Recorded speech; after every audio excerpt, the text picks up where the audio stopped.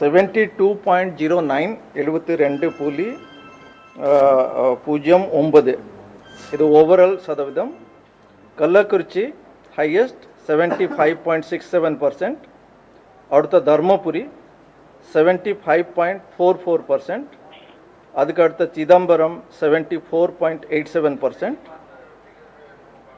Chennai central minimum 67.35%.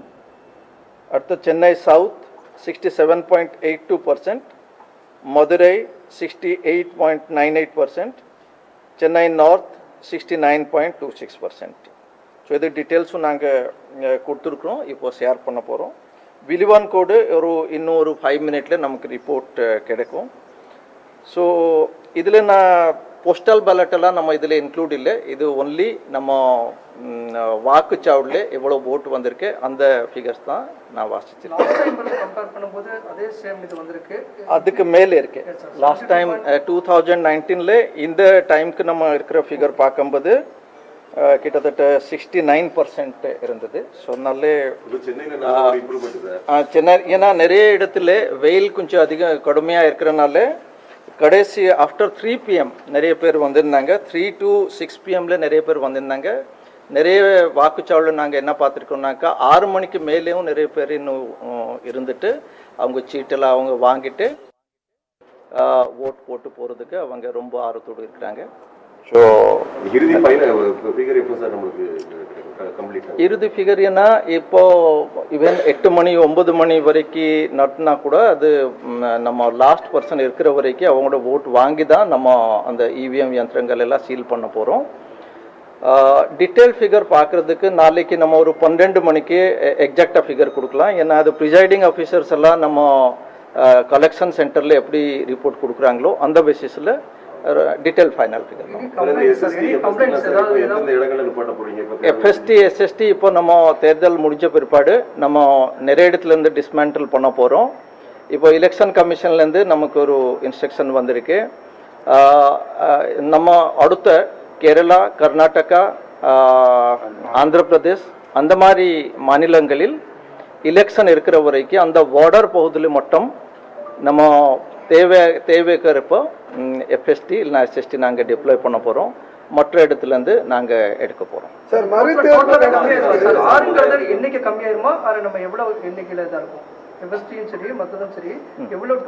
அது நிறைய கம்மியாகும். ஏன்னா வெறும் பார்டர் இதில் மட்டும் நாங்கள் வைக்க போகிறோம். பார்டர் நம்ம எந்தெந்த ஸ்டேட்க்கு நம்ம பார்டர் இருக்கிறதோ, ஸோ கேரளா ஒட்டி நம்ம கன்னியாகுமரி, அது மாதிரி கிருஷ்ணகிரி, கர்நாடகா ஒட்டி அந்த மாதிரி எல்லா டிஸ்ட்ரிக்ட்ல நம்ம இல்லை. இப்போ நம்ம எஃப்எஸ்டி எஸ்எஸ்டி எல்லாம் ரொம்ப நம்ம கம்மியாக இருப்பாங்க. ஸோ பட் எலெக்ஷன் கமிஷனோட instruction for the entire country அது சேம் தான். அதனால பார்டர்லேயும் யார் அது மாதிரி எடுத்துகிட்டு போகும்போது எலெக்ஷன் கமிஷனோட ரூல் எல்லாம் அப்ளை ஆகும்.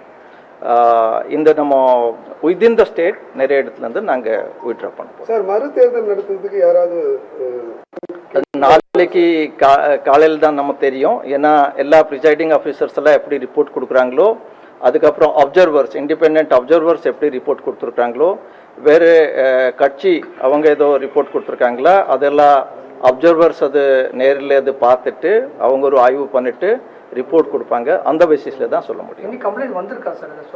இதுவரைக்கும் நம்ம இவிஎம் சம்மந்தப்பட்ட அந்த மாதிரி பெரிய ஒன்றும் கம்ப்ளைண்ட் வரல. ஒரு இடத்துல ஒரு பார்ட்டிலேருந்து வந்து ஒரு கம்ப்ளைண்ட் கொடுத்துருக்காங்க. ஸோ அது நம்ம டிஓ கிட்ட அனுப்பிச்சிட்டு அது ரிப்போர்ட் எல்லாம் நம்ம வாங்குறோம்.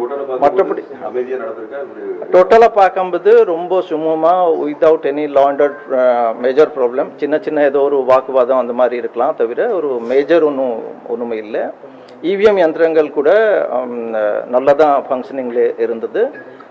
ஸோ வெரி லோ பர்சன்டேஜ் தான் நமக்கு ரிப்ளேஸ்மெண்ட் அந்த மாதிரி சூழ்நிலை வந்துச்சு. மற்ற எல்லாம் ரிப்பேர் பண்ணும்போது சரியாக போயிடுச்சு. அதான் நம்ம இன்னும் அந்த இஷ்யூ நமக்கு ரொம்ப டீட்டெயில் ஒரு பார்க்கணும். எதுக்கு எந்த சூழ்நிலையில் அந்த மாதிரி பேரெல்லாம் நீக்கப்பட்டுறது.